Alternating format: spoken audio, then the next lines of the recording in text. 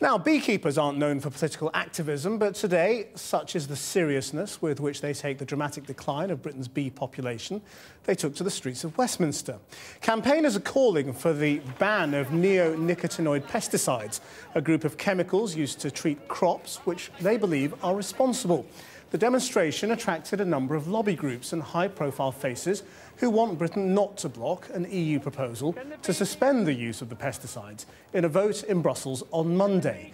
But the British Beekeeping Association has told Channel 4 News that the evidence is incomplete, a view shared by chemical companies and some scientists. Well, I'm joined now by the fashion designer Katharine Hamnett, who took part in the protests today, and the chief executive of the Crop Protection Association, Nick von Westenholz. And you believe, Nick von Westenholz, that the protesters and Katharine Hamnett have got it wrong?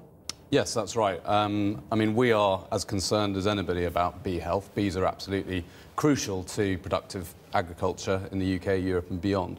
But the evidence just isn't there to suggest that these products, these insecticides, have an impact on bee health in the environment. Well, the European Food Safety Authority says that neonicotinoids pose an unacceptable risk to bees, and considering the importance of bees, that they pollinate 2/3 of our food crops, and the Humboldt report that was actually funded by Syngenta and Bayer.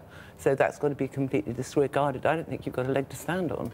Well, Sir Mark Walpott, the chief scientist for the UK government, wrote today in the FT that the calls for a ban should be resisted and that the calls are based on a misreading of the current evidence, and that's right. Nonsense. 71% of people in this country want a ban, and I understand from today that Hungary has ganged up with the UK to propose an amendment that allows limited route. But public opinion isn't necessarily the best arbiter, is it? I mean, this should be based on science, shouldn't it? Well, if the EU and the European Food Safety Authority, who are normally pretty right-wing on the side of big business, say that there's an unacceptable risk, I think we have to take it very seriously. I guess they might dispute the description, but yes, I mean, I'll answer the point. Well, you pointed out in your introduction that the British Beekeepers Association, they are not persuaded by the evidence. A number of people within the scientific community are not persuaded by the evidence. Well, just answer that point about why is there dispute amongst beekeepers? Do you well, get I that? heard today at the demos that actually the guy in the Beekeepers Association is to some extent a plant. I haven't got any further information on this, but apparently that he is, you know, engaged in some kind of activities.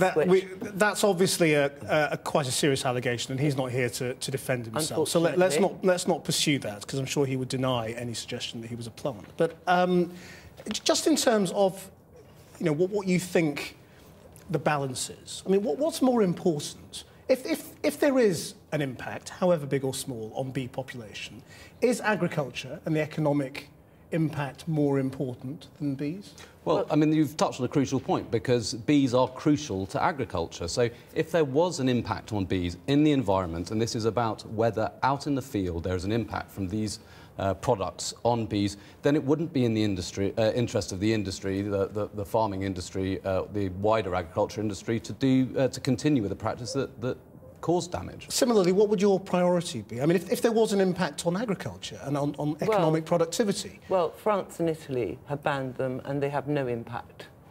71% of the people in this country, according to a poll of a fairly large sample, are for Britain supporting this ban. So it would be actually quite undemocratic if we didn't.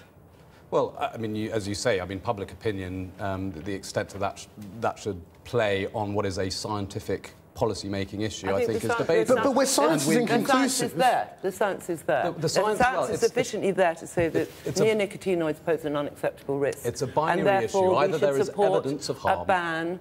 It's only a moratorium, it's not a total ban, it's not a ban on all of them, but we should support this moratorium until we have more scientific evidence. If you take the cost of hand-pollinating, as they have to do in China, there's 40,000 people involved in hand-pollinating because they've managed to exterminate the bees in a certain region. If you add that to the cost of food, it's going to put the price of food up enormously. If these products are taken out of the market, then that is going to have a serious impact on food production in the UK and on cost of food. We must leave it there. Thank you both very much indeed.